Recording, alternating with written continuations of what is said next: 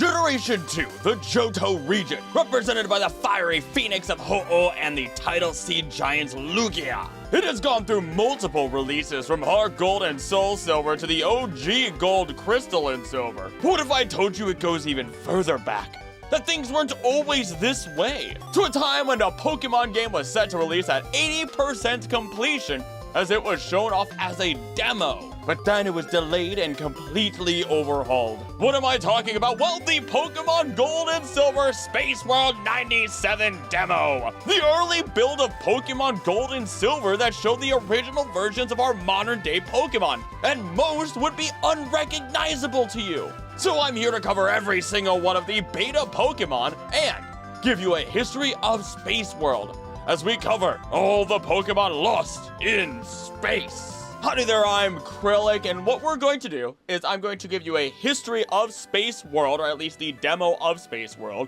in addition to what the game was like, and then we will get into all of the Pokemon beta forms. So, let's begin with the history. The Pokemon Gold and Silver Spaceworld 97 demo is an early build of the game's Pokemon Gold and Silver that was shown at Nintendo Spaceworld 97 from November 21st to November 23rd, 1997. At the time, the final game was estimated to be about 80% complete and was set to be released for the original Game Boy. The Game Boy Color would not be announced until late March of the following year. However, due to a variety of delays, including a complete overhaul to the game, it would not be released until late 1999. I was actually just like a wee little 2-year-old myself at that time. And yet, somehow, Pokemon Crystal was my first Pokemon game. That's why I love Suicune so much. During the 2 years after the demo was first shown at Nintendo Spaceworld 97, until its final release in November 21st, 1999, the game changed extensively from this early demo. As with the final games, the demo used the Japanese Pokemon Blue as its basis for development.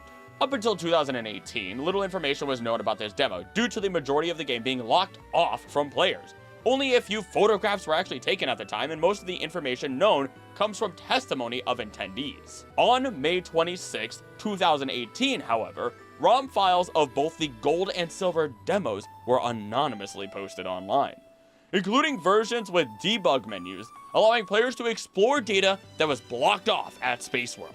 At least with this one, it seems like it wasn't a massive terror leak of a ton of information that people should not have had their hands on. Also, ignore the fact that I had to turn on my lights to a different color because I forgot to turn on my proper light.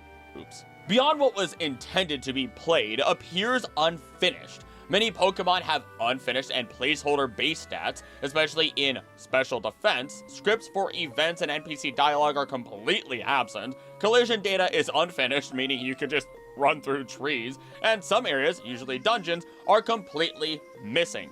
Dungeons in Pokemon simply being like the Team Rocket hideout. Nevertheless, a large amount of information can be gathered from what is present, including many redesigned or scrapped Pokemon designs, minigame Easter eggs, and a completely different region.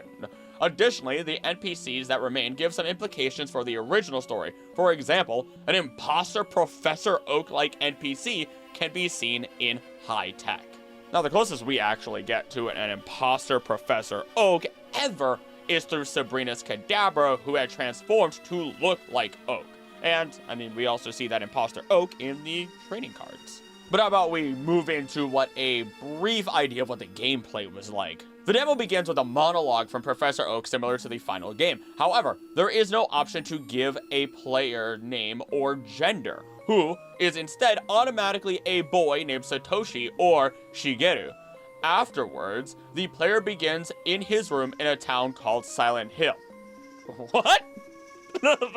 Silent Hill. The horror series Silent Hill. Now I'm just imagining red and blue in actual Silent Hill. Gyarados! Hydro Pump Pyramid Head! Now this town is officially called Silent Hills in the official fan book of Pocket Monsters, published earlier in 1997. The player will already have, in the game, $3,000, specifically dollars, oddly enough, and 8 badges. Although the gym leaders are all blacked out, you can only see their silhouettes as if they were not unlocked characters yet. This honestly does sound like a Silent Hill-esque plot to me. You're in a town with money, you have a history with the people there already, especially high-standing officials, as they clearly know you, otherwise you wouldn't have the badges, and yet you don't know who any of them are.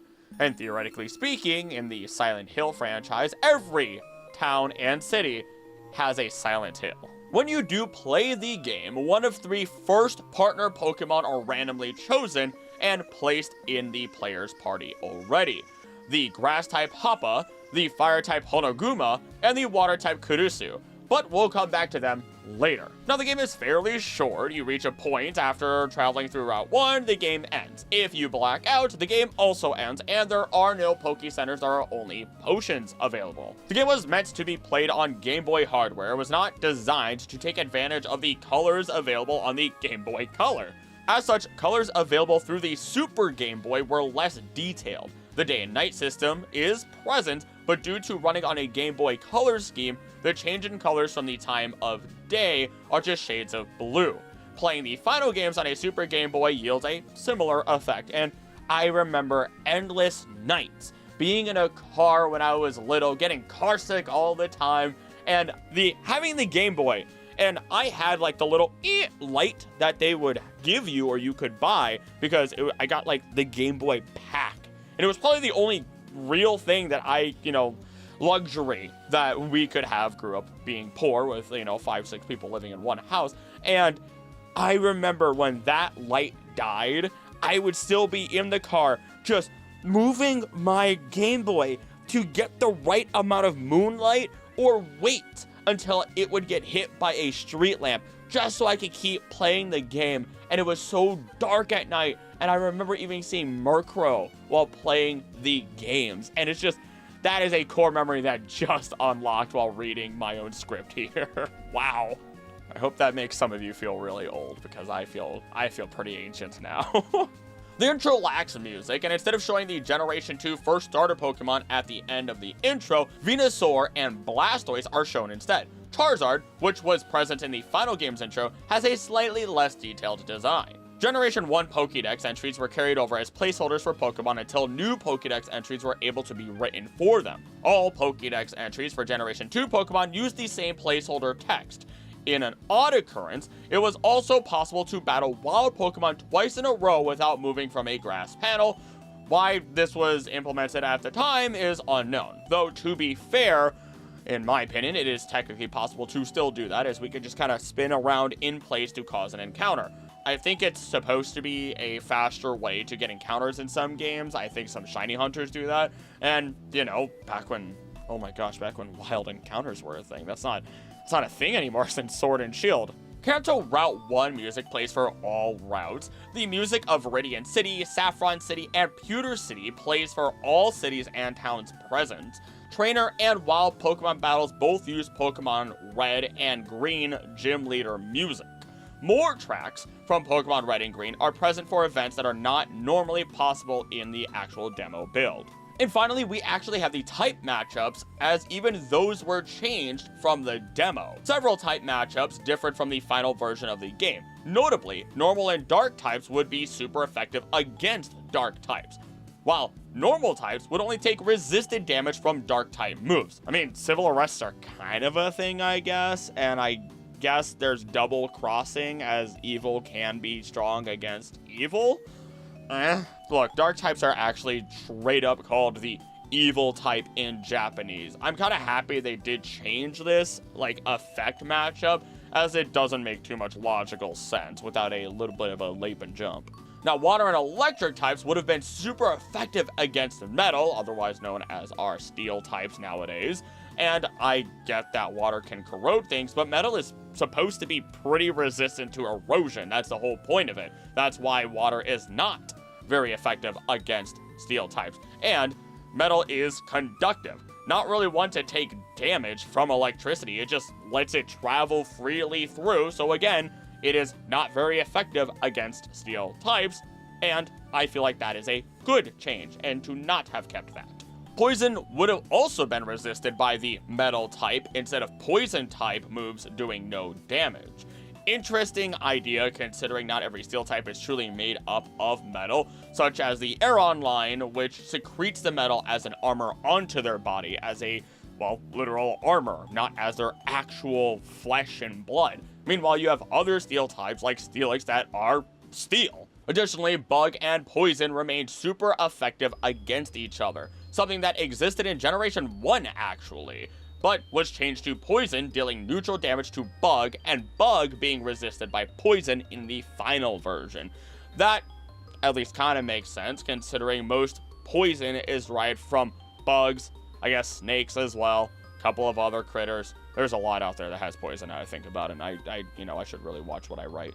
Either way, there are a lot of creatures that are affected by each other's poison, so that could have gone either way in the end, especially since there aren't necessarily, bugs that are full-on resistant to every poison.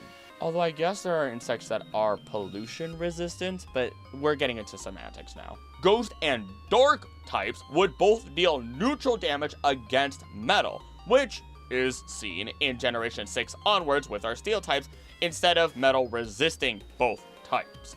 Now, I can understand Psychic resisting metal since, metal has to prevent someone from reading your mind, but Ghost types possess objects all the time, and Dark types gotta have a blowtorch if they're gonna commit crimes, So, it doesn't make too much sense to have it resisting Ghost and Dark types. One day I'll do a video covering every single type matchup. I was supposed to do a song at one point. It's all written out. I just gotta commission it. We'll get there eventually.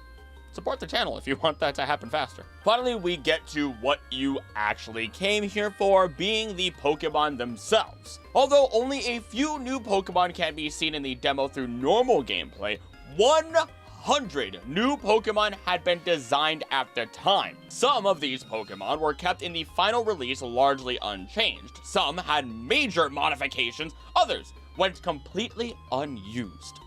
16 of the unused Pokemon were related to the original 151 Generation 1 Pokemon, and 2 of the unused Pokemon were related to Generation 2 Pokemon, which made it into the final release. Many of the 151 Generation 1 Pokemon still used their sprites from Pokemon Blue as placeholder sprites during this time. Several Pokemon would have also gained either an evolution or a pre-evolution. Certain scrapped Pokemon correspond to and may have inspired later generation Pokemon such as Leafeon or Licky, and we will get to them. Now, unfortunately, we can't really tell how strong some of them were supposed to be because many of the unused Pokemon had placeholders base stats, which were all set to 50 across the board. Now, as we go through these Pokemon, I will be presenting information that we know, while also supplementing a lot of my own information, considering it is very difficult to know for sure what became of some of these Pokemon, since, as mentioned, they were scrapped or massively redesigned. And what's fun is that these designs could have massively changed how we view certain Pokemon and their lore. So, I did also supplement a little bit further by looking at a number of different sites and a number of different theories that people had. So let's dig deep into this and go through the Pokédex of the demo at Spaceworld, all starting with Pokemon number 152, Hoppa, which is literally just Chikorita over here. I'm not even joking. It was so perfect on first iteration that it, unlike the other 2 starters, needed redesigns. Though, that is just me being a little bit bitter towards the people who bad-mouthed, my Chikorita here so badly. I love my Horseradish. It was my first Pokemon.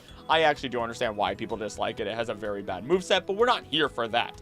I do love all of the Gen 2 starters, and let's keep talking about this beta line, because we reach its evolution, Hanamagura, which has a very confusing design in the end. Like, it is a massive mistake in progress on the surface, and I don't mean that in a very bad way. It sounds like it. Respect to the artists. But it looks like we have a bit of a balding Ditto with a mouth on its crotch sitting in a flower, which kind of reminds me of Floette in a weird way. Now, if we look at its name, it is seemingly based on moles, which Hanamagura uses the kanji meaning flower and earth dragon, Mogura. thus being a mole that blossoms into a dragon. The antenna from this design persists in Meganium's final design, and yet, as we look at Meganium, who also is largely unchanged, we do not get a dragon grass type Meganium. Though it is possible that maybe one day we'll get that dragon grass type, or maybe we'll just get that fairy typing added on like everyone's wishing for. Come on, Legends ZA, mwah, give it to me. I'm gonna be so many videos and streams when that game comes out. It's gonna be insane. Now, again, looking at the final design, Meganium, also known as Hanaryu, oh my goodness, was also unchanged shockingly, actually. It even seems to hold the same pose. Its name is directly translated to Flower Dragon, and all three were just grass-type Pokemon. There's not a lot to say for this first trio other than Bayleaf since it was so dramatically different, but I'm happy that they did make the change that they did because the design is so much easier to understand on the surface, especially since they didn't have the colors necessary and the pixels necessary to add more detail, to make it more complicated in design if they wished to do so, which they did later on with later games, while still allowing it to make perfect sense to our eyes. Up next, we have Honoguma, the fire type, which translates literally to Fire Bear. And just look how cute this little guy is. Oddly enough, it was actually later redrawn as Teddy Ursa for the 1999 demo. This is supported by Teddy Ursa's beta sprite from the demo having the same exact pose. Eventually, it and the rest of its line were replaced by Cyndaquil's line, and I do love my Cyndaquil. I already said I love all the Gen 2 starters, so I won't be repeating that over and over. As it does evolve, it does become Volbear, which directly translates to Volcano Bear,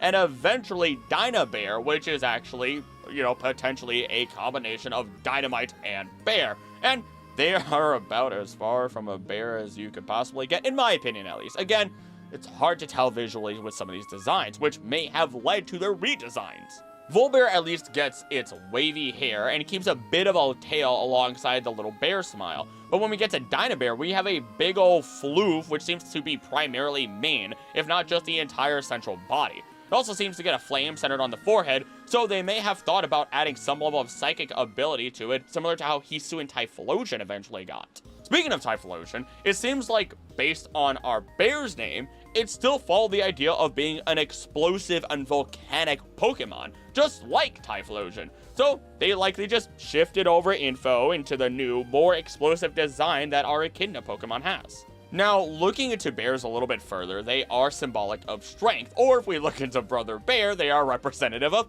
love. That's the second video in a row that I've been able to reference Brother Bear. I know if I were to go back to it, the nostalgia goggles does not hold up. The end of that movie is rushed, but it holds a special place in my heart. If we look specifically, though, at the Asian black bear, it is said that they hold an important place in Ainu culture. It is even seen as a deity, and this is even shown, oddly enough, in the anime Golden Kamui, which explores Ainu culture. Though, when I first saw it, I didn't, think it was very accurate. I wasn't sure, because I wasn't doing this type of research back then. Until now. The bear is a mammal protector of the forest and the earth itself. So, if it were a Pokemon that was around to this day, I could actually definitely see it getting an alternate form that would have been similar to Typhlosion, whether that would be with the ghost or psychic typing added on, or maybe something else like the full-on earth typing. Maybe even fairy, since guardian deities and life is usually expressed through the fairy types. Now, this is one Pokemon line that I would actually really love to see brought back from space and revived in modern games. It also kind of reminds me of the lost evolution of Raichu named Gorachu before they decided that they wanted to throw in Pichu.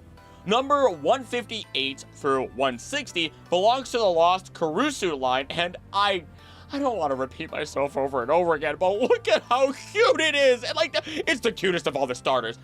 I would commit war crimes for it. Now, it does kind of resemble a seal, and thus the Pokemon Seal, but this Pokemon wasn't released until after the release of Pokemon Red and Green.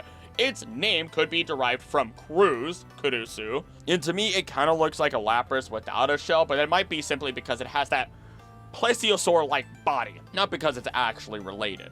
When we do look at its evolutions, It has Aqua, that is literally like aqua as in water, and Aquaria, which is also literally just the plural of aquarium.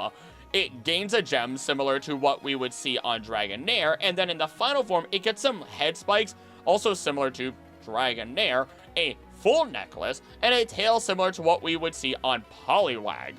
It looks pretty aggressive too, based on its facial features, and could have been a very strong predator in the water, but would struggle on land just because it kind of had those flippers. If this Pokemon were to come back from space, I definitely want to see it be a more aggressive counterpart, or at least ever so slightly more aggressive counterpart, being a parallel opposite behaviorally to the Lapras line, and or making it another friendly Lapras if you wanted to go that direction. Though I will say, it is thought of to have been an early form of the Popplio line. Now before we continue, if you've enjoyed this so far, please make sure that you subscribe. See, if you look down, when I say subscribe, the little thing goes bring. But seriously, please do make sure that you subscribe, share the channel with others, and go the extra mile if you can to support the channel by becoming a member on here or Patreon. If you become a member on here for as little as $3 a month, you get videos ahead of time, behind the scenes content, and more. Pretty much the content is actually a lot of the sketches or screenshots of my script, but it supports the channel and it goes a very long way in between all the ad revenue fluctuations that YouTube likes to do depending on the time of year. But once again, thank you, and back to the video. We get to see a familiar face in Ho-Ho, which would eventually change to become our well-known Hoot Hoot. Actually, it's supposed to be Hoo Hoo, because Hoo is just the onomatopoeia for the sound that an owl makes, because of the hoot. Kind of looks like it has freckles, and I think that's a little cute. When it evolves into Boo Boo, it just gets a little bit chubbier and gains a big old V on the forehead. Definitely a bit more of a fan of our modern versions. And Boo is just the sound you'd hear when someone's trying to scare you, you know, because owls, being a creature of the night in many forms of media as well, accidentally scare people with their whoo. The only big difference otherwise is the fact that these beta versions were actually pure flying types, and they would have been the first flying type purely if it hadn't been changed. The only pure flying type that exists didn't appear until Generation 8 when Rookidee and Corvuswire came around, meaning that it would have resisted fighting types instead of just being neutral to them, and it would not have been immune to the ghost types that the normal flying types we know have. I will say though, these designs can be left in space though, as our more modern ones do feel a little bit more intricate and interesting. I'm not against them, you know, Boo Boo seems kind of nice. Though, we need a variant out there where Noctowl is getting its beard as described when it ages. Make it psychic, make it ghost, I don't know, do something with it. The line deserves more. The next line of Pokemon were truly the peak of perfection, as they were almost completely unchanged as we look at the beta line Pachime, Mokoko, and Denryu, being our beta Mareep line. Pachime is derived from Pachi Pachi, meaning spark, and Mimi, meaning bleat, like, you know, the sound a sheep makes. Mokoko might derive from Yomo, meaning wool, and a corruption of the word Moko Moko, which means fluffy. And finally, Denryu, which can mean electric current until you break it up and you get Den-Ryu, meaning electric dragon. And what did we get with its mega form? An electric dragon! I can guarantee they wanted to break the formula and give a fourth evolution to a number of Pokemon, but just didn't until they thought up mega forms. Finally, the name could also come from Denkyu, which means light bulb and refers to its tail. Honestly, what else is there to say? The Mareep line has always been and always will be perfect, and it's an S tier line. Speaking of sheep though, there is an unnamed sheep Pokemon that has no artwork, but was originally intended for this generation. So I quote, Junichi Masuda and Ken Sugimori revealed in an interview with @Gamer Magazine that there was a rejected Pokemon design based on the first cloned sheep, Dolly. They removed it after deeming it too controversial for Pokemon. Since Dolly was born almost 8 months after the Japanese release of Pokemon Red and Green, it is likely that this Pokemon would have been intended for Generation 2. It is possible that the rejected design was reworked into Mareep or Flaffy. Up next is the water Pokemon Mikon, which is very strange because it is a baby Pokemon related to Vulpix and Ninetales, as it would have evolved into Vulpix at level 13, going from a water type to a fire type. Mikon does have 3 tails and the same coloration as our foxy friend. Saying foxy friend feels weird to say. I blame the internet.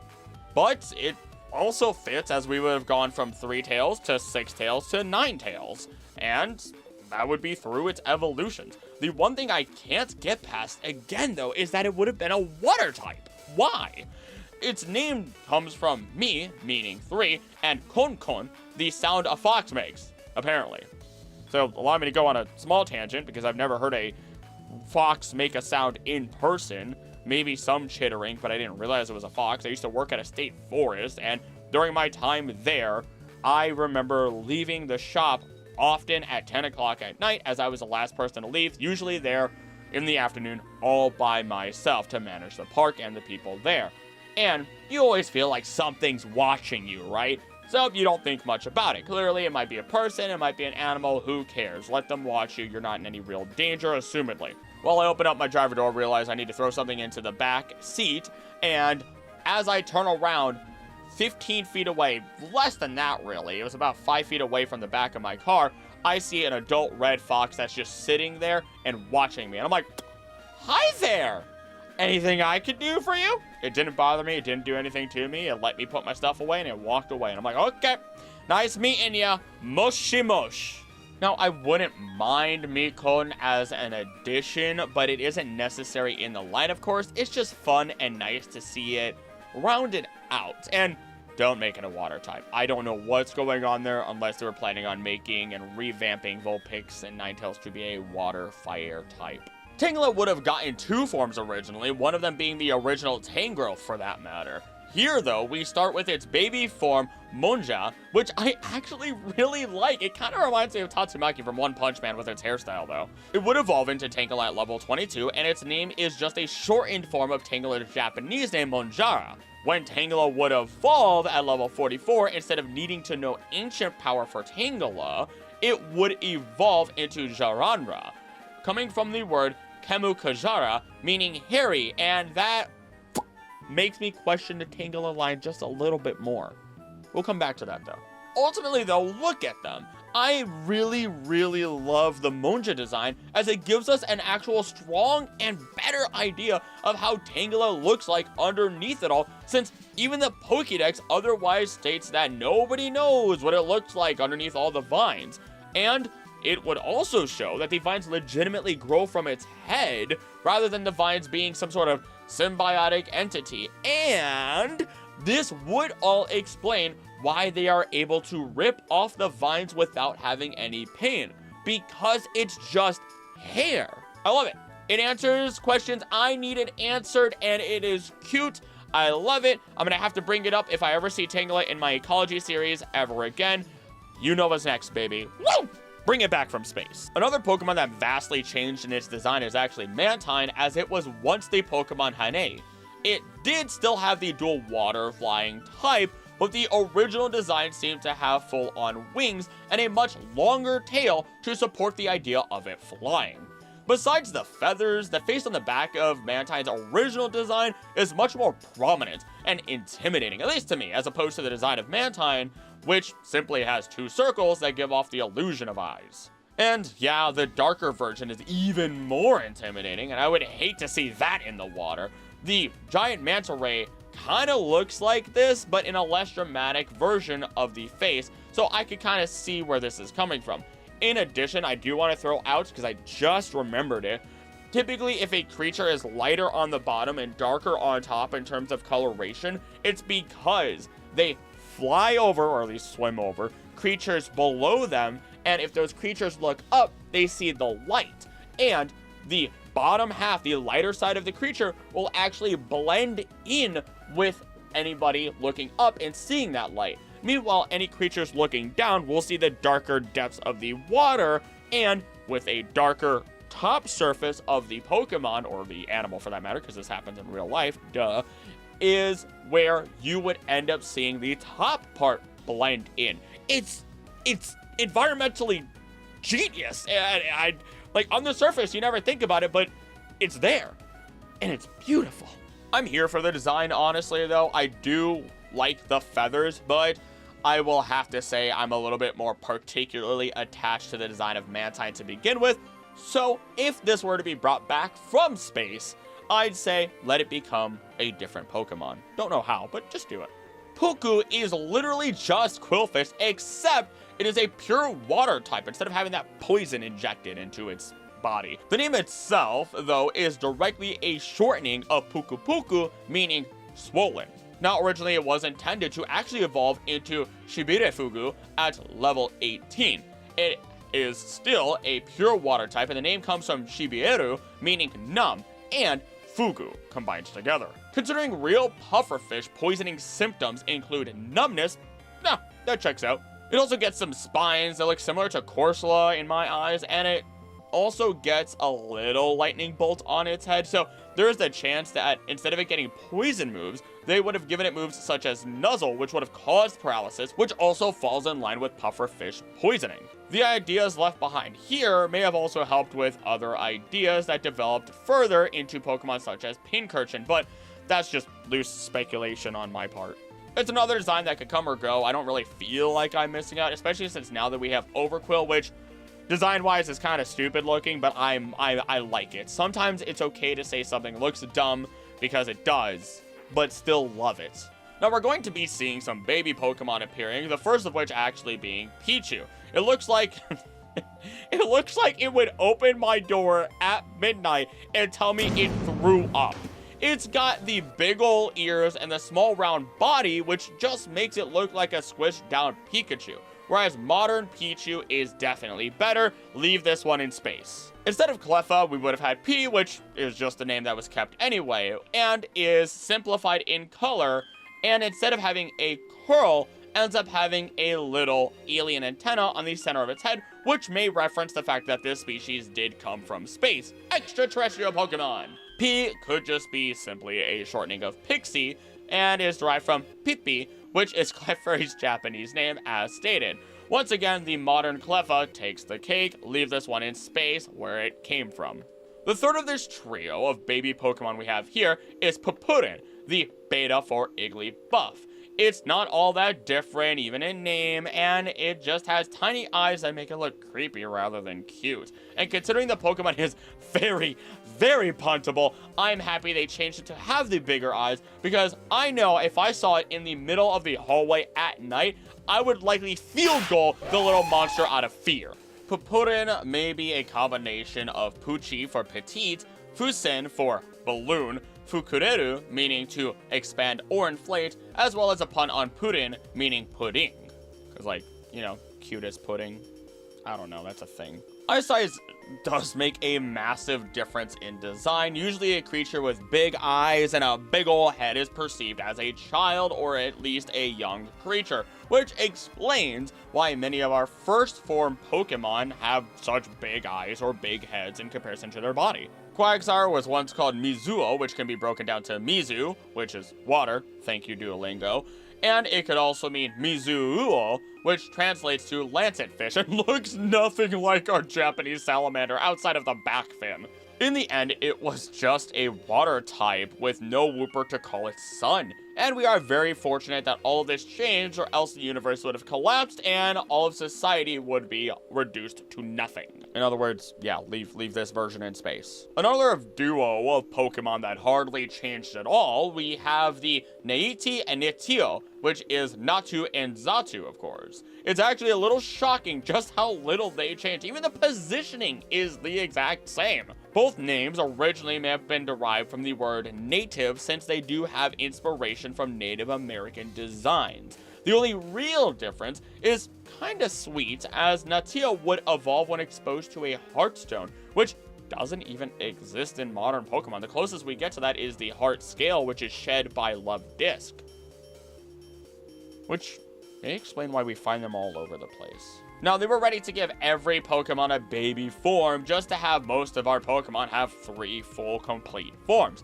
In this case, we have Gilpin, which would have evolved into Goldeen at level 16, and looks like a little depressed fish clown in my eyes. It's got this big ol' eyes that those telescope fish have, and I don't know, they always freak me out just a tiny bit. I'm not scared of them, they just, I don't know, they wig me out. Gilpin may be a corruption of Kingyo, meaning goldfish, though it just sounds like Gulpin to me. Next up is Marill, and literally the only difference is that it just has the pinkish color, which may have inspired it shiny, and it doesn't have all the kinks in its tail.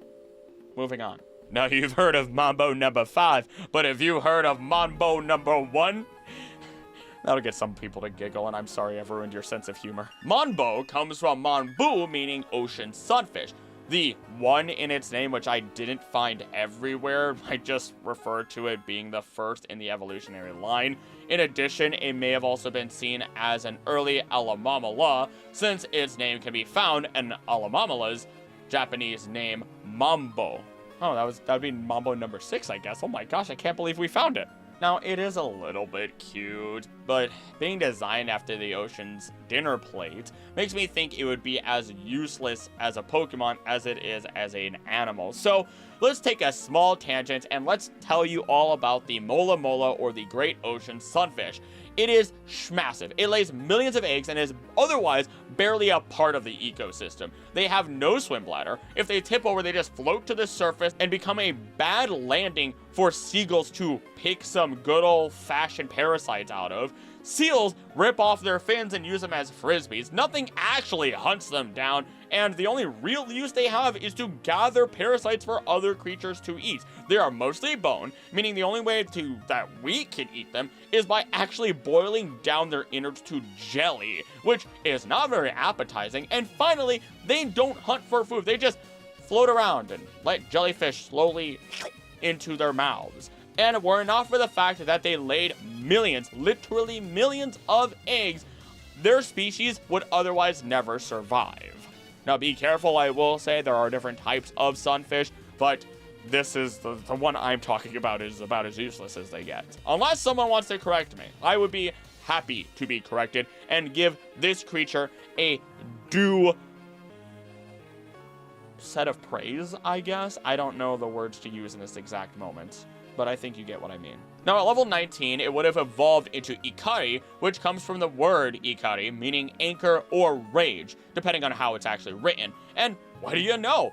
It is a shark-like creature with an anchor changed to it as though it were its tail. Now, it does become a water steel type in this form, which would have made it the first and only water steel type until Empoleon became a thing. Technically, it would be water metal, but you get it. If I keep saying steel, understand it would be metal. And then somehow, we take a really sharp left turn at level 38, and it evolves into Gurotesu, which is a water steel eel whose name is derived from the word grotesque. And I genuinely have no idea how we got here. Look at this thing. At least the first two forms got reworked, and we got a Llama Mamala, whatever the heck, however you say it, and Sharpedo.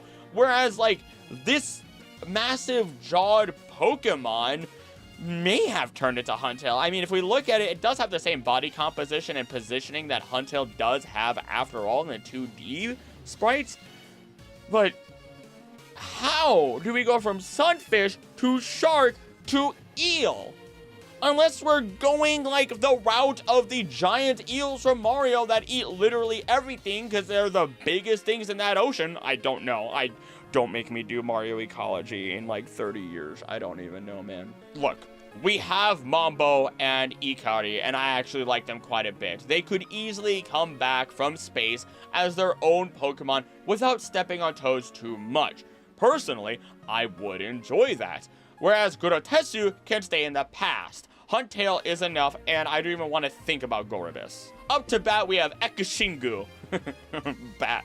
It's a bat. The name simply comes from X-ing, like the letter, because of its wings. It is just Crobat, but was supposed to evolve at level 44 rather than by friendship. I do like that Golbat evolves via friendship because people are so mean to Zubat to begin with. So, you know, it's a nice little touch. And also, there are a number of people who have a Crobat that otherwise are like, Pokemon are tools, but they clearly had to evolve them via friendship, unless they did a forced evolution. We get a glimpse into the circle of life between Paris and the Tochikaso mushrooms as we get their baby form in Para. Yeah, they just knocked off the S, and the name comes from parasites, by the way. But look at it. It's weirdly cute. Seeing it poke out of the mushroom as though the eggs are laid into mushrooms, and then Parasect would then have an easy way to take the spores from the mushroom and spread them onto the back of the Para as their dex states. So that way the cycle could continue, and those mushrooms would eventually take Para over as it turned into Paras and eventually Parasect.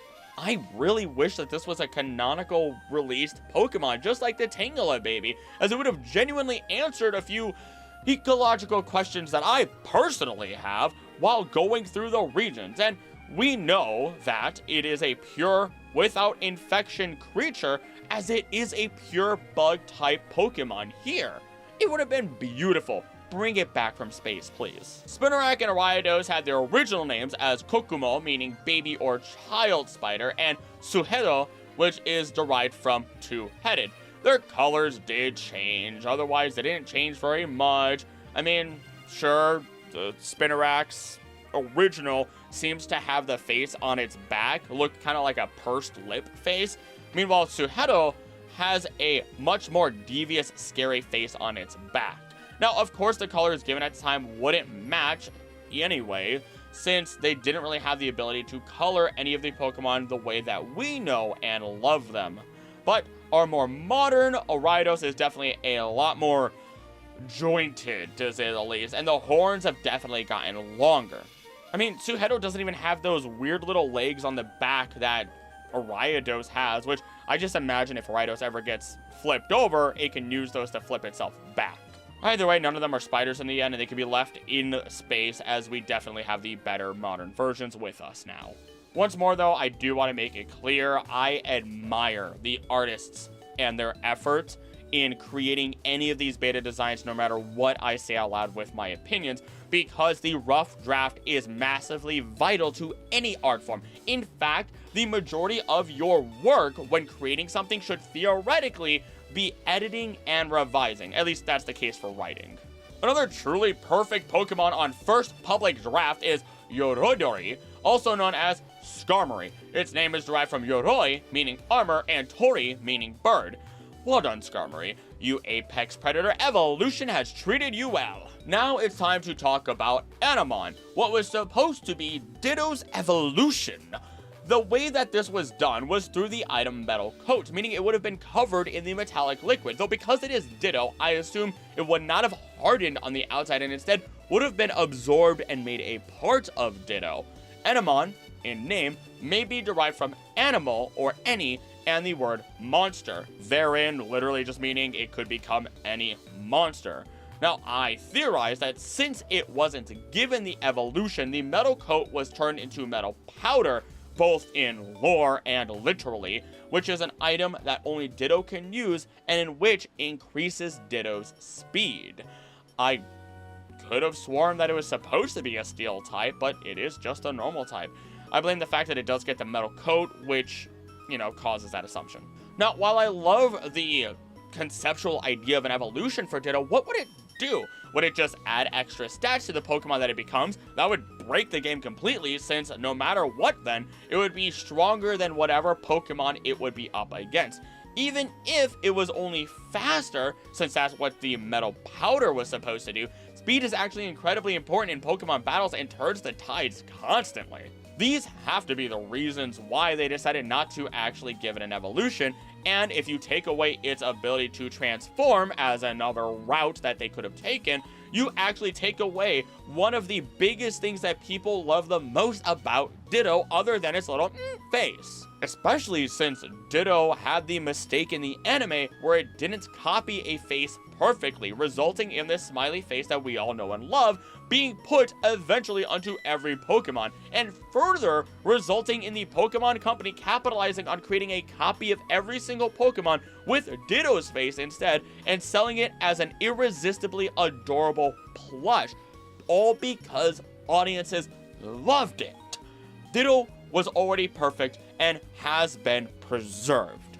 Time from our baby Pokemon, as this time we get Doduo's baby form, Hinazu, meaning it would have gone from 3 heads to 2 heads, back to 3 heads for some weird reason. Its name does come from Hina, which means chick, like a baby chicken or baby bird. It really is just a trio of chicks in a nest of sorts with their legs sticking out. Although that nest, if you look closer, would likely just actually be their body fluff and downy feathers that they would get upon being born.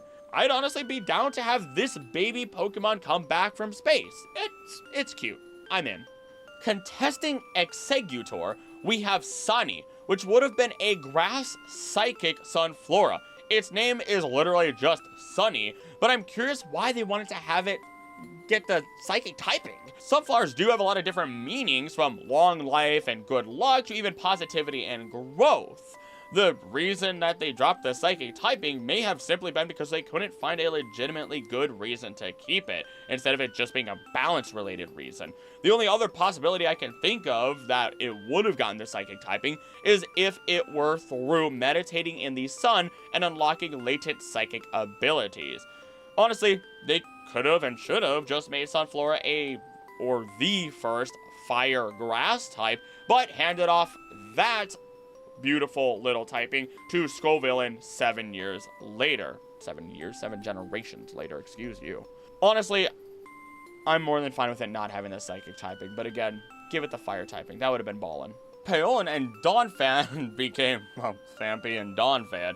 Paon just simply comes from the sound an elephant makes while trumpeting Paoon, and meanwhile, they just changed the F into a PH to make the Donphan name a little bit more visually attractive, I suppose. And while Donphan is very much exactly the same, Paon is missing its little ear marks, those little like ear clips that Phanpy gets, and has an indented V in the ear at the end, and like a little cap, it almost looks like.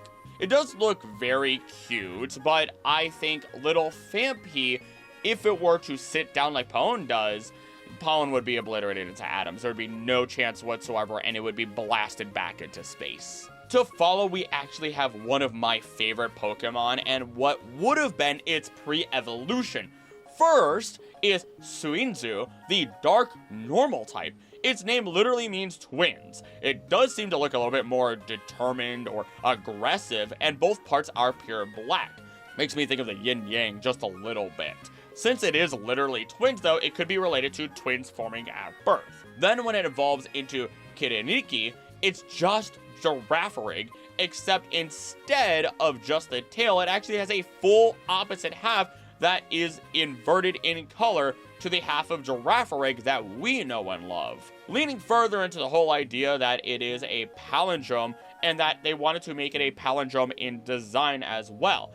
Kirin comes from giraffe, while Nenriki meant telekinesis. This may have been the reason why they actually changed it from a normal dark type to be the normal psychic type, and let me tell you something right here, right now. The normal psychic typing is actually pretty ballin', as it eliminates the ghost weakness that is super effective against psychic types. Overall, it may have originally been a reference to the Push Me Pull You from the, oh my gosh, it's Push Me Pull You. I hate that. I hate that it just took this long to realize it. From the 1967 film of Dr. Dolittle, the creature being a gazelle unicorn crossed with 2 heads, just like Girafarig. I also didn't realize it was a 1967 version of Dr. Dolittle, and there might be a very good reason behind that, so I won't dig into it. If somebody's actually watched it and it is a good movie, let me know, I suppose. Now, while I do love Girafarig's design, man, is it hard to say that I would not take this design instead. I love them both, and I want to see that spiky little chain chomp face on Girafarig's face instead. Just imagine it, having those demonic eyes with no thoughts behind them, ready to bite down on anything that gets near with no hesitation. I love it. Also, I love Farigiraf, or however the heck you say it, little space giraffe. Giraffes are my favorite animal, so I have a bit of a weak spot. Painta is the OG name for Smeargle, and the name literally just comes from painter. It also kind of sounds like Pinta, although in the end it is just the same exact way across the board, even in design. One baby Pokemon I would fight to get added into the games, send out the spacesuit, bring it back in, I don't care what it takes, is what would have been the pre-evolution of Meowth. You know, a Pokemon that totally doesn't have a ridiculous number of forms, even though everyone's looking at Charizard like, what are you doing here? Everyone's ignoring the fact that Meowth is sitting in the back corner like, do you realize how many forms I have? Do you realize? Look, its name is Konya. It would have evolved into Meowth at level 14. Look at it, and weep with joy over the cuteness of the perfection of a baby Pokemon right there. The way that it lies down on its belly, how its eyes are still closed as if it was just freshly born, how cute and helpless it is as coins float above its head, and even still, it has one tiny little coin on its forehead. Even the name makes it cute. Konya is derived from ko for child or baby, and meow, which is the cat's meow. And the whole name may have just been derived from the word coin. I want it. I need it. Give me the kitten. What do I need to sacrifice? All joking aside, I am 100% serious when I say it might be the best baby Pokemon out there. Azuriel's pretty up there too, though. Now, there may have originally actually been a counterpart to Meowth with a female-only Dark-type cat Pokemon known as Rinrin, which would evolve into Berunrun at level 28. Rinrin is the sound of a bell, while Berunrun is derived from bell and Runrun, meaning bouncy, so bouncy bell. What's odd, though, is that Berunrun can be male or female, so we could have had another trans icon out there. Looking at the designs, Rinrin has ring beads on its ears like the ones we'd see as wristbands, in addition to a bell on its neck and the end of its tail. As a side, do not put bells on your pets. It can cause them extreme stress. When it does evolve into Berunrun, it gets a hair coil on its on its forehead, in addition to what seems to be cowbells on its wrists, while the tail expands to look like a traditional bell rather than a Croto bell. If you don't know a Croto bell, think of Jingle Bells. I didn't know they were called Croto bells until I did this research. Since this Pokemon was scrapped, we wouldn't get another Dark-type cat Pokemon until Purloin and Liepard became a thing. I'd be actually pretty happy to see this Pokemon brought back into the modern age and pull it down from space. It doesn't even need to change all that much, especially not the first form. It makes me, oddly enough, think of my younger sisters as if they were to dress it up, and I don't know, that's really cute and it warms my heart. Intended to be the king of our Poliwag line, we have the beta of Politoed in the Pokemon Nyorotono. Oddly enough, it would have evolved, instead of through the use of the King's Rock, through the use of the Heartstone. The name is likely a combination of Nyoro, the sound of slithering, and Tono, meaning Lord. It may also be inspired by Tonosamageru, or dark-spotted frog. If I butcher these Japanese words, I am sorry. Duolingo has only taught me so much, and I quit it after a short amount of time because I just didn't have the time. Ultimately, though, it just literally translates overall to Lord Frog in Japanese. Looking at its design, it sits like a frog upright, keeps the swirl pattern on its belly, and still has the little cheeks. But it's otherwise a much more nefarious looking Pokemon to me. It reminds me of a king who has made themselves fat from eating honeyed bread too much and might just be a little bit of a narcissist. Now, it clearly is shown that they went a very different direction as they full-on designed Politoed that we are aware of, and decided to make it more cute rather than make it seem like a frog mob boss or tyrannical ruler. I do like Politoed's current design more, and it does make it a lot funnier knowing that they just gather in the full moon's light to sing, although when they sing in their chorus, it just sounds like angry screaming to us. Back to perfection with the S-tier Slowpoke line with Yadoking, combined from Yalokari for Hermit Crab and King, or possibly Yadonushi for Parasitic Host, due to its relationship with Shelder. And of course, it is completely unchanged, even in posing beautiful work, Slowking. While Unknown had not changed visually, it was actually going to be a normal type Pokemon rather than a psychic type. This could be because it was supposed to represent writing, but they decided to give it a little bit more oomph and decided to throw in the psychic typing, considering Unknown's relation to Arceus and their hidden power is just making all of that far more fitting for a psychic rather than normal type Pokemon. By removing the psychic typing, it could have actually changed everything, as they may have even taken away Unknown's special abilities, and that would mess with this underlying lore that the community believes in, and that's the fact that the Unknown are the coding for all of reality that Arceus created. Get Readyba with Ledyba! I'm not joking, Ledyba's OG name was Readyba, because it's a red ladybug, and it has the same exact stuff, except it's green, even though it's supposed to be red. Go figure.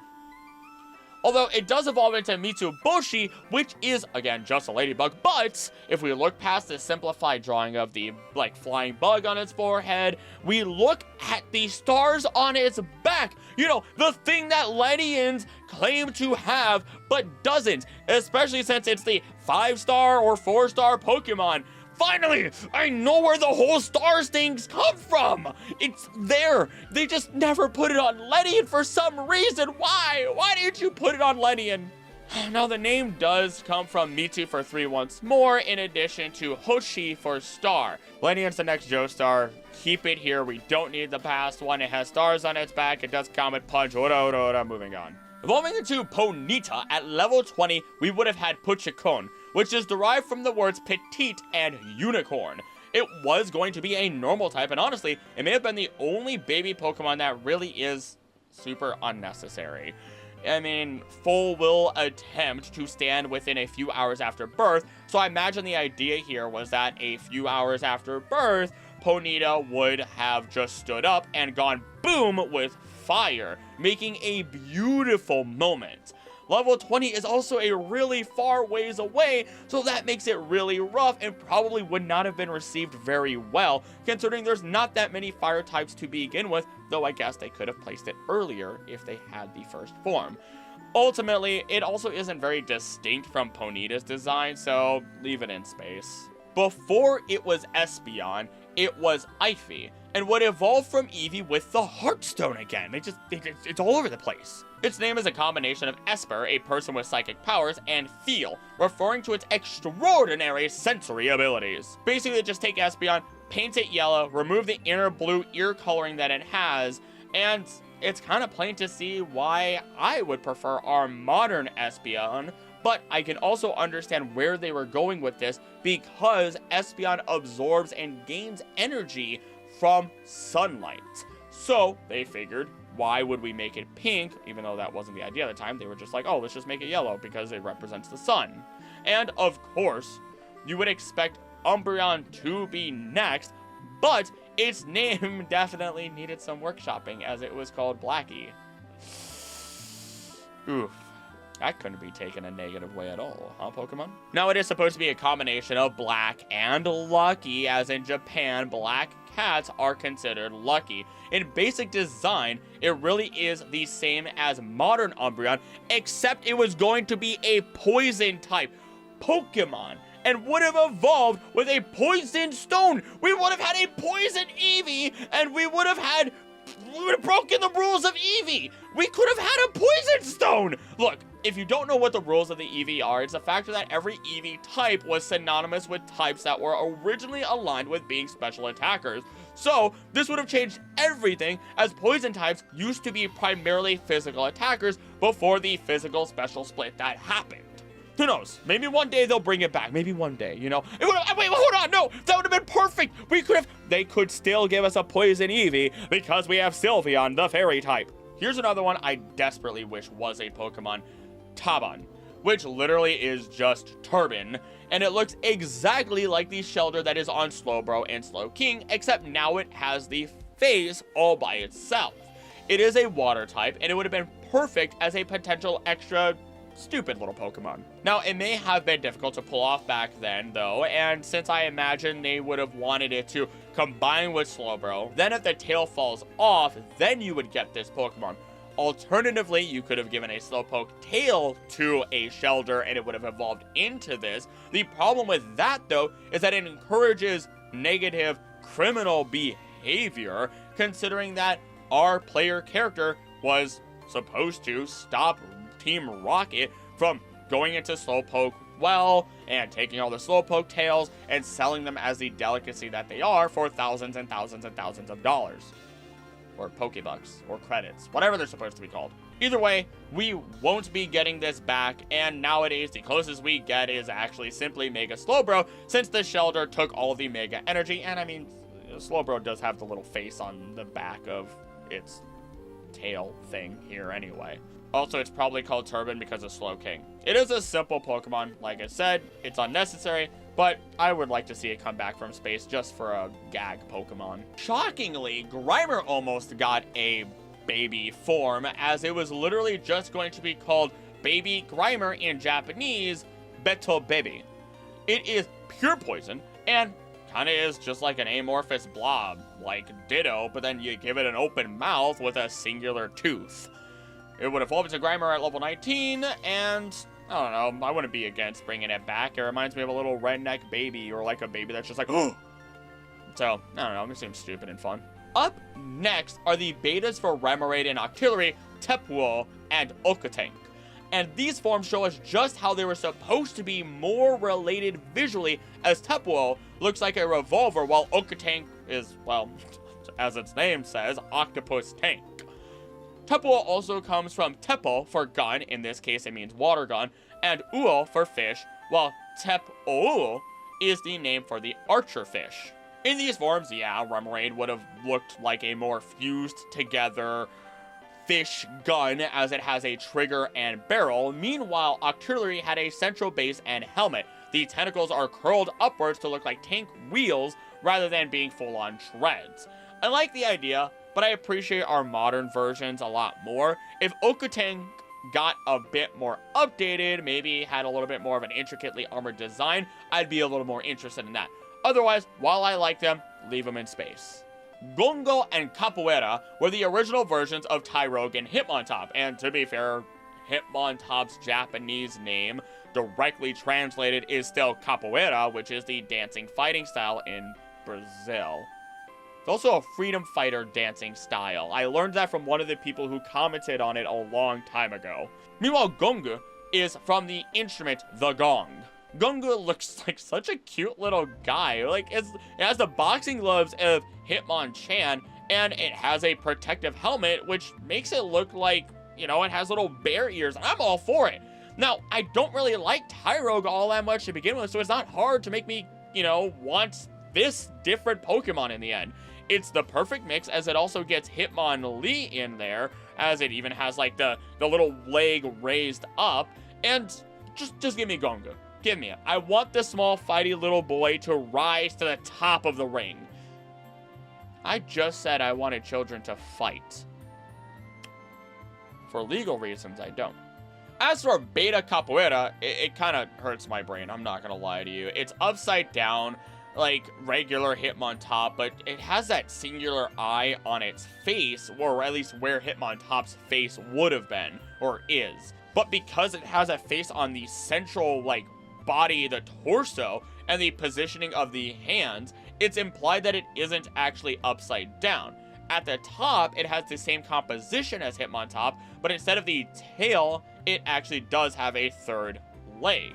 The design also implies balance more than just the balancing of a top, as Capoeira is perfectly symmetrical from its center if we exclude the eyes and arms at that center. The idea of balance may have also inspired the third eye, as it could be considered to be meditating. Good idea, especially as you have to have even attack and defense stats in order to evolve into Hitmontop to begin with, but I can see why the execution needed some reworking, as it was a little bit visually complicated. And just as a small note, Hitmontop actually used to be one of my favorite Pokemon when I was really little, so I have a little bit of a small soft spot for it. The next trio is actually the Hoppip line: Haneko, meaning leaf cat, Poponeko for dandelion cat, and Wataneko for cotton cat. And while the first and second forms are fairly the same as what we get with Hoppip and Skiploom, The difference we get here is that Poponeko, its second form, keeps the tail, even making it longer for that matter, while being yellow in color. When we get to Wataneko, it has a very big tail, a singular massive puff of cotton on its head, and that in itself is surrounded by what would seem to be like ground leaves on its head. And it's this perfect light shade of pink that I am in love with, which would explain probably why Hoppip got that color instead later on, as Hoppip was completely like pitch black originally. They'll even have like the little, like the cat, you know, thing, face emote. I like Hoppip. I have a Hoppip shirt that I designed for myself. You've seen it on one of my videos, I'm pretty sure, where it has leaves on the shoulders. And while I don't care much for Skiploom, I at least think Jumpluff is cute and a better design, though Wataneko hits a very soft spot for me. Yet somehow, while that may have inspired the design for Eldegoss, I don't really feel the same way about Eldegoss, even though it has that same big old puff on its head. It just doesn't scratch the itch that I need. Overall, these are fairly inconsequential, but I say bring Wataneko back from space somewhere, somehow, please. How do you feel about an egg fit with rosy cheeks, a cute little smile, and small arms and legs as it wears what looks like a sleeping cap, like an old sleeping cap? Well, if you like that, then you would have liked the beta for Mime Jr. Ballerina, whose name is derived from ballerina. Also, I feel like I'm starting to say some of these Japanese names with more of a Spanish accent. Oops. I legitimately had no idea how to react to this when I first saw it. I didn't realize that it was even supposed to be Mime Jr. It's just an anthropomorphized egg, and weirdly enough, it makes me smile. Now, it was actually supposed to just be a normal type, whereas Mime Jr. is a psychic type still. Now, we can see that its stance and the hat was kept, though the hat was crinkled a little bit so that way it can fit into this clown-esque idea. But overall, it wouldn't have made much sense in the evolutionary line back then. And while you might be thinking, oh, well, what about Execute? How does that make sense? Those are coconuts. Those are not eggs, those are coconuts. A lovely bunch of coconuts that turns into a palm tree. So at least those make sense. The only other thing I can think of actually in this exact moment is since Mime Jr. is easily imprinted on, and because it imprinted on Mr. Mime, became Mr. Mime, or imprinted on Mimes to become Mr. Mime, it would also potentially explain why it would become Galarian Mr. Mime. It's an egg, it's young, it hasn't hatched yet, and Pokemon eggs are said to be able to view the outside world and be influenced by it, just like real animals are, it found out. Go check out my eggs video. I have all the lore on the eggs. It's amazing. I'm really happy with that. But then it's another egg hatching from an egg. Whatever. It's cute. Keep Mime Jr. Give me the egg. Bring the egg down from space. Whereas Smoochum is a psychic ice type, Ripu would have been pure ice and the spitting image of Jinx, just smaller. Is it weird that I kind of like it? Let's be real.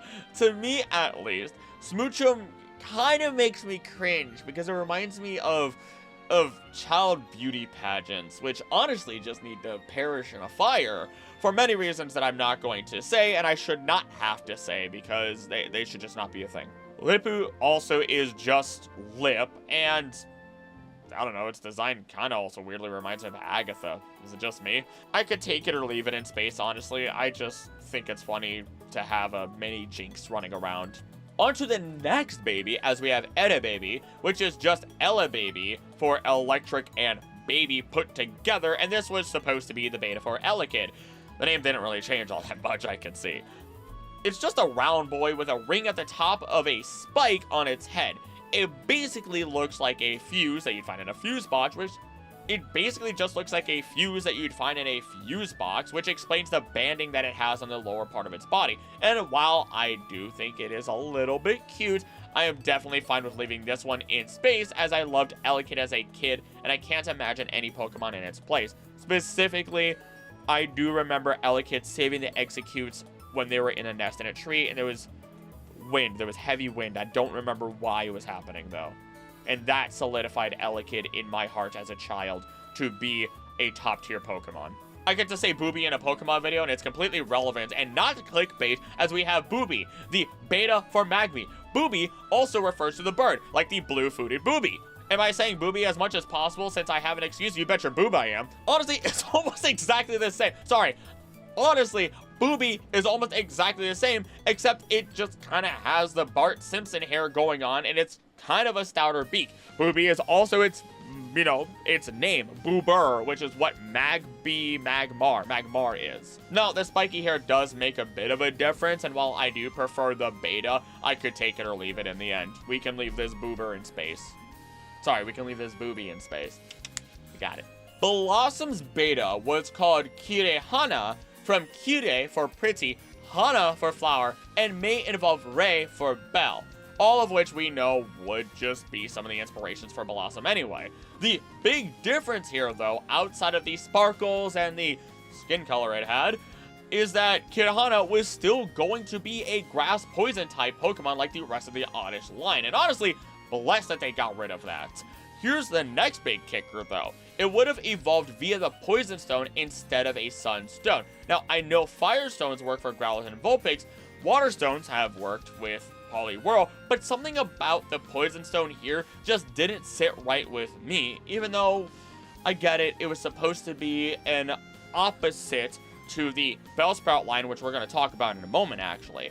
Though, outside of that, the design is pretty much exactly the same, meaning that it would have still been a Dancer in the Sun. So, once more, I'm happy the Poison type was erased when Blossom was solidified and the color of its body was changed because, yeah, they changed it because, once again, they're like, yeah, this might have some, connotations that we don't want to have. Now, as previously stated, since Bellsprout is kind of the parallel to Oddish, there was the idea tossed around based on what we are about to see that it could have also gotten a split evolution itself, evolving into Subomito instead of Victreebel through the use of a Poison Stone. It would have still been a grass poison type, its name coming from Subomi, meaning bud, and Mito, which is just mint. It is interesting that a grass stone would make Victreebel because they would not have gotten rid of Victreebel, and a poison stone would have made Subomit. But I don't know how I feel about it. It's an elongated and thicker bodied Bellsprout with 2 more leaves added to the top of its head and spots on all of the leaves. It feels like it evolves, then it goes backwards. It's kind of ugly. I'm sorry, I'm not gonna lie. It's probably the only beta Pokemon I legitimately do not like at all, but I enjoy the concept. Just leave it in space. To follow is Miltank. Literally just Miltank, the terror of Whitney itself, although I've never been afraid of it. Moving on. We could have had the first water fire type in Generation 2, and its name would have been Bomushka, derived from bomb, and Ashika, meaning Japanese sea lion. And it is a reddish seal balancing a ball of fire on its nose that kind of looks like a fire charge, for that matter. But just for it being a fire water type, I love it. We could claim it was redesigned into any of the other seal Pokemon, but I doubt it. It was simply a design lost to space. But please, I beg of you, give us another water fire type that isn't just Volcanion, because that's, you know, that's a full-on special Pokemon. Give us a ringleader seal that's a fire water type. Make it a part of, like, make it the ringleader. It would be great. I need it. Please. We need more of these unique typings for average Pokemon, especially as the mythical and legendaries already have it as being the first of those types. Gifto, or otherwise Gift, was the original Santa bird itself, Delibird. It used to look a lot more 1,000-yard starey and intimidating and had a full-on Santa hat rather than the 2 horn-like extensions that Delibird would have. What's also interesting is that Gifto was also a water ice type instead of a flying ice type, though that gets revisited when Iron Bundle came into existence. Definitely leave this one in space. I feel like Gift would just be like Krampus. I blame the dark mascara that it has around its eyes. The next duo actually had 2 chances of getting included in the games, as they were skipped over both times in Generations 1 and 2, as we have the Electric-type Pokemon Kotora and Raitora. translating directly to Child's Tiger and Thunder Tiger. And they really are just kind of that. Kotora is a round little yellow tiger with a lightning bolt on its chest and a zigzag tail, while being fit with black stripes. It is a tiger. Meanwhile, Raitora is just a bigger version of it in the middle of a pouncing attack, now bearing large fangs and an open mouth. The Elite Line and Raikou are arguably the closest we've gotten to tiger Pokemon, though, I mean, Raikou is literally a saber-toothed tiger. These two are fairly cute, but it kind of makes me think of the Pomo line, how I feel like there needs to be something more before I could personally sign off. Maybe just a little bit more variation of Raitora, keep it cute, no need to make it edgy, but just add in a little bit more fluff or general diversity in its fur. Then I could say bring it back from space. No shame, or no hate rather, on the Pomo line. It gets old once it hits its third form. Farfetch'd was actually supposed to evolve at level 24 into a Pokemon known as Madame. Still holding on to its leek, Madame now has it tucked away under one arm, while the other is displayed forward as though she is showing off her nails, or maybe I guess she's getting ready to smack you. She wears a masquerade mask and seems to be a little bit more goose-like. The chest is also layered in feathers similar to that of a piñata. I'm honestly all for it. Give the OG Farfetch'd design some love and allow it to evolve, although I argue it should not become a normal flying type if it is going to be designed this way. It seems like it could be undercover, and whether that is a good or bad thing, whether it's for benevolent or malevolent, would have then resulted in it either being a dark flying or fighting flying type Pokemon instead. Bring it back from space, I want it here. If you are a fan of Shuppet and Banette, then you might like Nodowaura and Kyonpan. Nodowaura from Nodowareru for cursed and Wara for straw, considering it literally is a straw doll with a nail in it. If you want a modern example, Jujutsu Kaisen. And then Kyonpan from Kyonshi, otherwise known as Jiangshi, the Chinese hopping vampire and a panda, which its design is literally just that, a vampire panda fit with a Jiangshi attire. It's even poised to hop. Now, they are ghost types, and strangely enough, Nodowaura evolved into Kyonpan at level 1. So I question whether or not that was corrupted info, or if it had cultural additional significance that I'm not aware of and I couldn't find anything for. So if you know anything, please let me know in the comments. I'd love to learn from you guys. Nodowaura was replaced by Mischievous, while Kyonpan was just flat out removed to my knowledge. And I couldn't find any definitive info, but apparently at level 99, Kyonpan was supposed to get an amazing move, though I don't know if that's just another rumor, Muse Truck situation. These two likely inspired and influenced the creation of Shuppet and Banette. That's why I brought them up earlier, especially since Banette is supposed to be a voodoo doll that takes pins and curses others by stabbing itself with them. Flat out, look at the Pokedex info. I mean, if we look at it, it even looks like it has the arms forward like a Jiangshi as well, and the feet planted as though it was ready to bounce too. I say bring these two back, or at least give us the Vampire Panda. Sure, we have the Wee Bear Bears of Ursaring, Beartick, and Pangirl, but I say give us more! Bring me the Vampire Panda from space! Long before we had Tokoyami, which translates to Everlasting Darkness, we had Murkrow. In Japanese, its name was Yabikarasu, meaning Darkness Crow, and its beta had only two real distinct differences, as it had a single-pointed witch's hat and a broomstick-like tail, which, I guess, you know, it kind of has a broomstick-like tail nowadays, but, eh. This, of course, simply connects ravens and crows being envoys of witches, their personal pets, and loyal companions. But it seems they decided to go a different direction, as Honchkrow was created in later generations, so perhaps we would have had a more witch-like crow in another timeline rather than a mobster crow. I do really like and love Murkrow and Honchkrow, but I want to peek beyond the veil, beyond and through the timelines and dimensions, and see what that alternative Honchkrow could have been like. If they were to bring it back, we could have a dark psychic type on our hands, and then Malamar wouldn't feel so lonely anymore. Evolving from Chansey at level 45, we have Happy. While I think the name can definitely stay in the past, it's a bit of a toss-up for me whether I would keep Blissey or Happy at this point. Happy kind of looks like it's spouting two egg containers as if they were holstered firearms, and the heart coming out of the top of its head is a little bit tumor-like. But I like the spirit of it, and the little hair tentacle things being a little bit more down rather than curled up.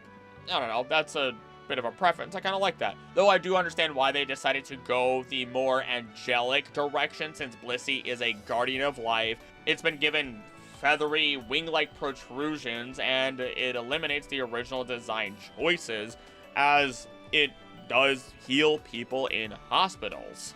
And other Pokemon in the wild, for that matter. It's kind of a give or take, in my opinion, whether or not it should stay in space. Evolving from Scyther at level 41, we almost had Scissors, which, I mean, it's Caesar anyway. So yeah, we can see where the name came from and kind of stuck, except it's green, which, there's that, and it would have stayed a bug flying type Pokemon. The wings are a little bit more connected, it seems, via like shoulder spikes at the central mast, and ironically, if you didn't know it, Scyther actually hates the color red, and the game designers were like, time to make it suffer, as they changed the level up requirements to metal coat, and then they painted the bad boy red. It's okay though, kind of returns to green with its shiny at least. But this is another one that is hardly changed, so not much to discuss here. Pinsir almost had an evolution called Purakusu, which is just the word Plux.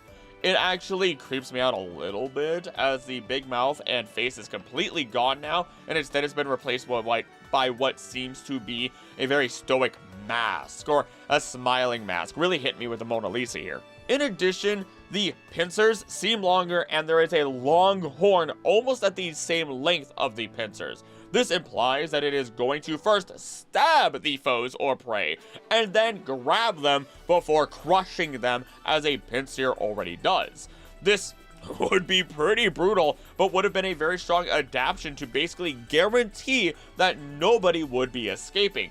Yet, it wasn't given this evolution until, you know, technically Heracross got it as well as a Mega Evolution. Speaking of Heracross, it kind of does look like Heracross, joints and all, so there's the chance that this was removed and just turned into Heracross, a little bit more friendlier looking Pokemon. It could stay in the past. The mask freaks me out a little bit. It's like an envoy of death.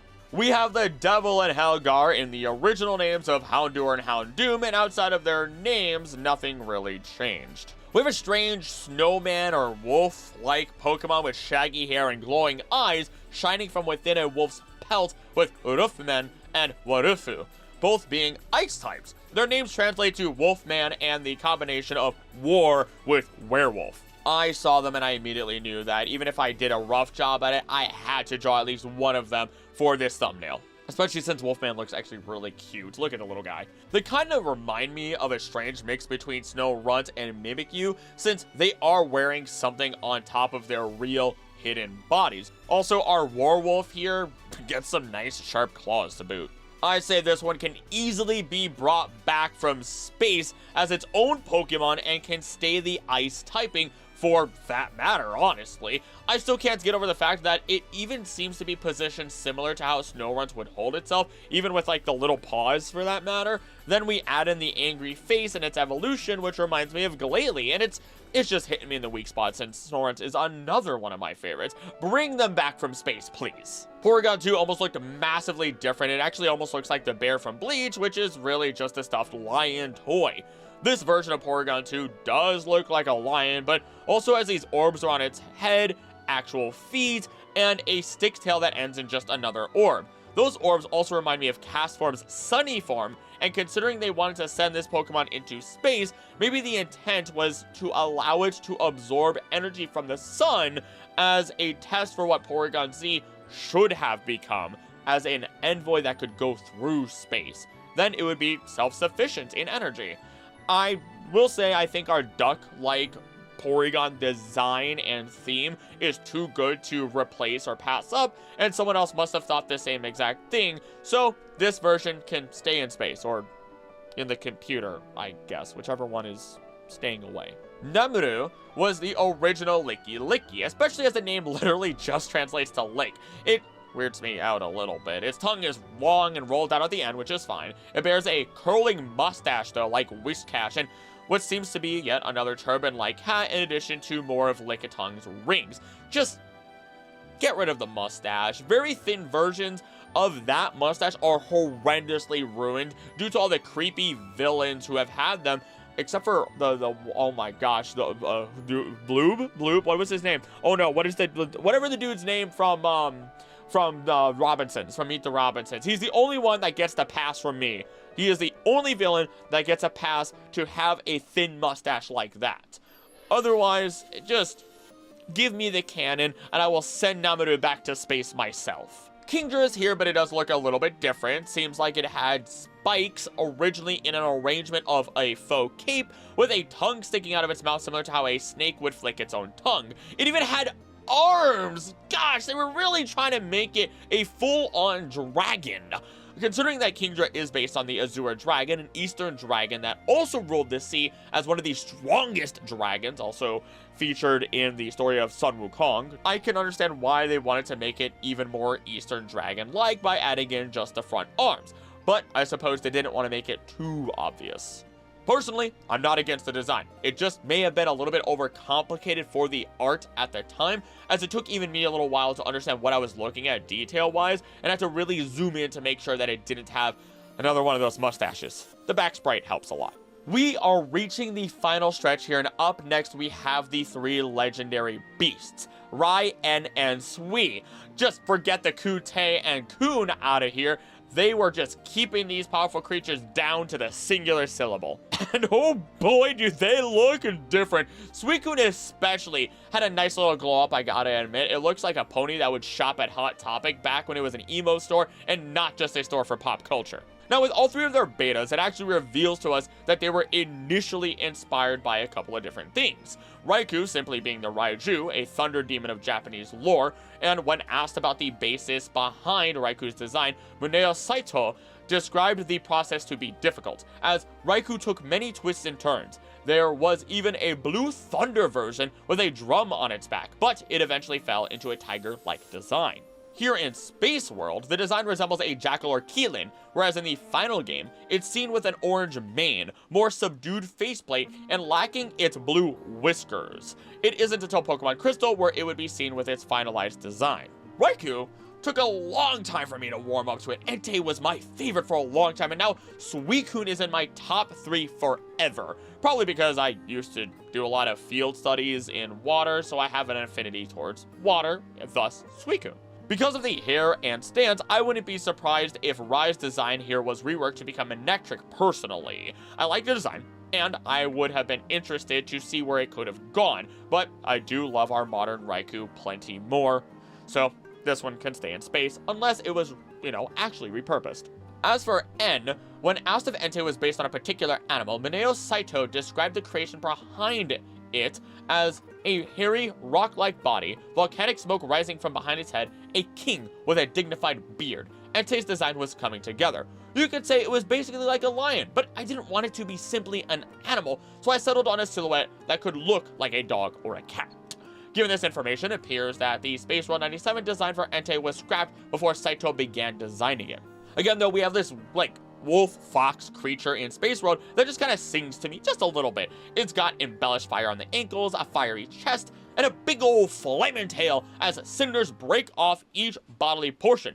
This would be an easy Pokemon to bring back as well as its own creature, I think at least, though it does not scream legendary to me. It screams, I'm a second stage creature, or I'm just another Ponyta or Growlithe who needs a Firestone. No shade, by the way. Finally, though, onto the emo phase that Suicune went through with Sui. When asked if Suicune was based on any particular animal, Muneo Saito described its creation process to come together easily and fell into a motif that felt leopard-like.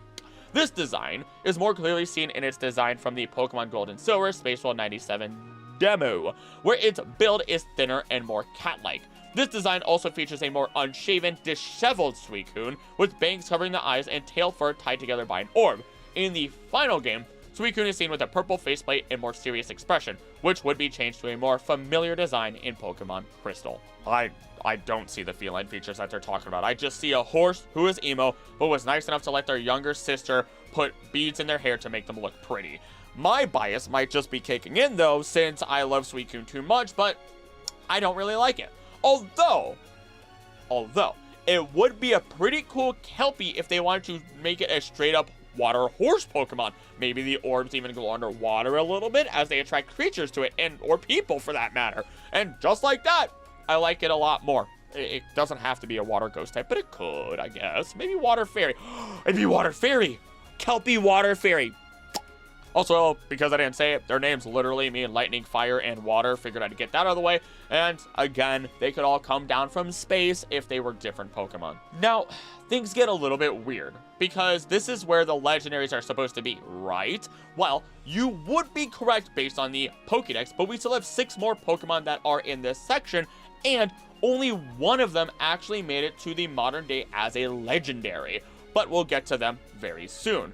First up, we have Sneasel in the legendary section with its OG Japanese name, Miura. And, well, it's definitely a weasel if I've ever seen one. And it was going to be a legendary. It clicks Sneasel. Imagine that. Legitimately, it just looks like, they let a normal animal into my Pokemon game. And yes, I understand the irony of what I just said. Just stick with me on my jokes. Come on, we're in the final stretch. It's just, what do I say? Sneasel is clearly better, and I will give you this little tidbit of fun for nicknames for it.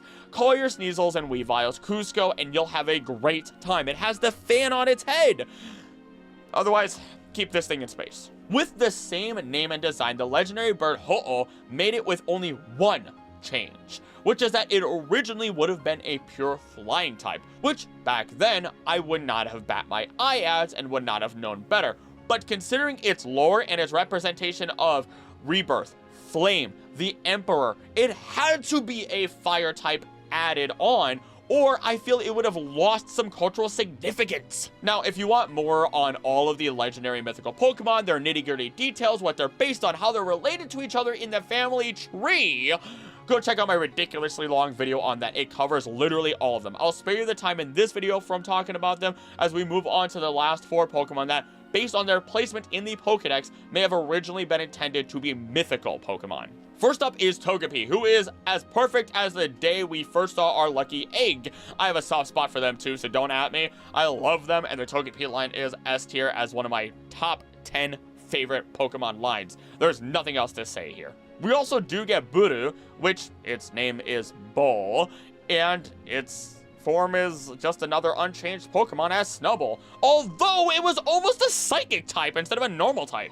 I do weirdly get a fortune teller vibe from it sometimes, so I can understand that, but it was intended to be a female-only species for that matter, while the modern Snubbull has a 25% chance to be male. In the end, it was removed from this section, and immediately they slapped an evolution onto it, being Granbull, so that covers them. But what could Granbull have been? Would it have also been a psychic type? Would it have gotten some sort of big orb in place of the chrome dome that it seemingly has between those ears? We'll never know. But I feel like there's a chance I would have enjoyed the Pokemon a bit more, since I'm not too much of a fan of the 2 designs overall anyway.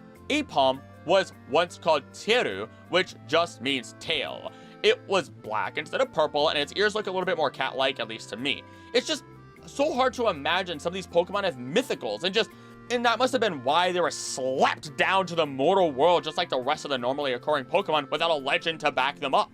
But considering, where all of our mythicals went, what they became, what they could have been, maybe we could have had a 1,000-armed Apom as a mythical. Just some food for thought. And finally, we end with Leafy, which is just Leafy, and would eventually become Leafeon many years later. Yes, we were almost blessed with 3 whole evolutions in one singular game, though because of design choices and because they likely wanted to release them in pairs that countered each other, they scrapped it. Eevee would have evolved into Leafy via a leaf stone rather than the moss rock. In addition, Leafy seems to be more visually composed of plant matter, with longer leaves for ears, a curled hairdo, stripes that we would see on some root vegetables over its body, and even its feet weren't paws, but full-on roots. I also just realized, fire, water, electric. Fire doesn't work on electric, never mind. My whole theory was out of the window because, I was sitting here thinking leaf, or grass, poison, psychic, which grass doesn't work on psychic anyway, so nope, completely out the window, but would have semi-worked in the pattern that they have going on if they had kept Leafy. Now, considering that we know Leafeon does photosynthesize, this would have been a really fun design in my opinion, and would have given Leafeon more life. The problem with this, though, is that the Eevees are supposed to be cute. They do have a target audience, after all, and Leafy strayed from that path. Even just by adding paws instead of these roots, it makes the design more animal-like and appealing to our human brains. And so, this design was left in space. But I personally would like to see them return somehow, especially those leaf ears. I love the tailing on them. Oh god, I just realized something as I'm about to close out. Lugia isn't here. Okay. I love Lugia. Lugia was another one of my favorites when I was really little, though as I dug deep into the lore of the legendary beasts and their inspirations and Ho-Ohs, I have grown a much greater appreciation of the fiery bird. Seriously, please go check out my big video on the Pokemon family, legendary family tree. It's great. Onto that, though, I digress, and we have covered every single beta Pokemon from the Spaceworld demo. Let me know which one is your favorite in the comments below. Wow, I sound like a YouTuber when I said that. And consider becoming a member, just like all these people that you see on screen, as it goes the extra mile in supporting the channel. I'm a one-man wonder here doing the arts, editing, scripting, and research, and blah, blah, blah, literally everything. So, thank you for watching, and as always, don't do anything I want to do. Don't do anything I want to do. Please be nice to each other. I love you, and I'll see you next time. Bye!